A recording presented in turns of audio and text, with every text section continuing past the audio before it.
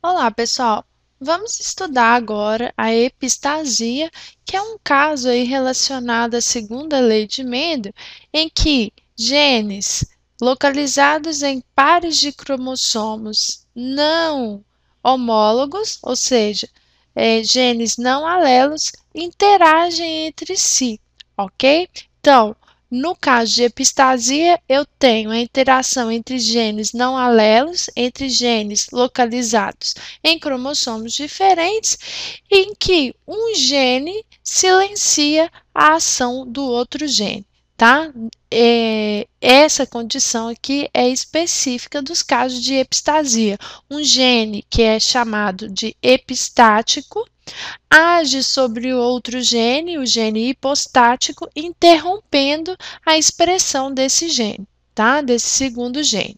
Bom, nada melhor do que um exemplo para explicar isso, tá? Então, nosso primeiro exemplo aqui eu falo sobre plumagens de galinhas, né? Em que o gene dominante C expressa a coloração da plumagem e o gene recessivo C impede a produção de cor, ou seja, a plumagem será branca. O gene I está localizado, os alelos I estão localizados em um cromossomo diferente do cromossomo onde estão localizados os alelos C, mas eles agem sobre a expressão do alelo C. Se o I for dominante, ele vai impedir a expressão da coloração independente do alelo que estiver no cromossomo, independente do alelo presente no gene para coloração. E se o alelo I for recessivo, ele vai permitir que haja coloração caso o alelo desse gene seja o alelo dominante, ok? Então, vamos entender isso aqui no quadro. Eu coloquei aqui dois indivíduos, tá?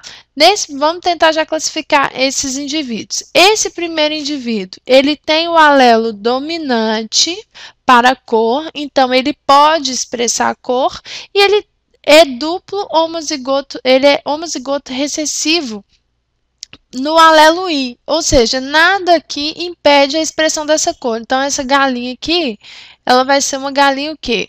Colorida.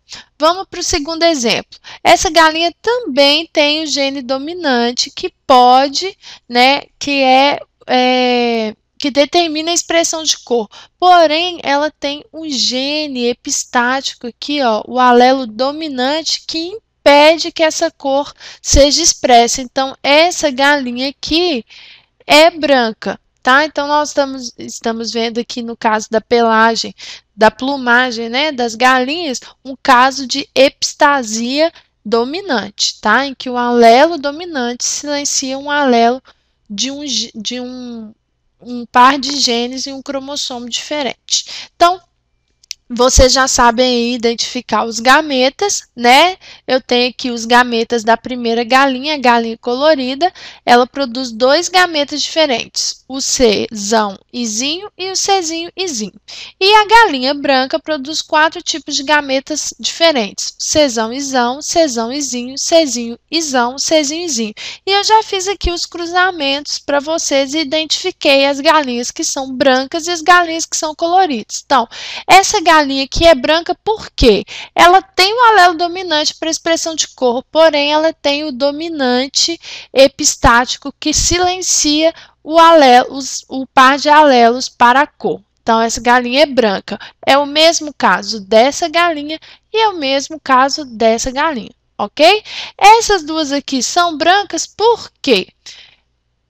Porque elas não têm o dominante para cor, né? Essa aqui, se tivesse dominante para cor, ainda seria branca porque ela tem o gene epistático dominante. Mas essa aqui, ó, né, não seria colorida, só seria colorida se ela tivesse o dominante. Como elas não têm o dominante para cor, elas são brancas. E essas aqui são coloridas porque todas têm o dominante para cor e não têm o gene epistático dominante, ok? Então, elas produzem a cor normalmente, né? Como que isso pode ser interpretado? né? Como que isso pode ocorrer? Então, eu fiz aqui um esquema bem simples. Vamos imaginar, tá? Não é a regra. Vamos imaginar que para a produção da cor da plumagem das galinhas, que eu preciso de duas substâncias, o precursor 1 e o precursor 2, e que a conversão dessas substâncias no pigmento dependem de duas enzimas, a enzima 1 e a enzima 2. A enzima 1 só é produzida quando no gene 1 eu tenho o alelo dominante sesão. E a enzima 2 só é produzida quando no gene 2, que está localizado em um cromossomo diferente do gene 1, eu tenho o alelo recessivo ISIN.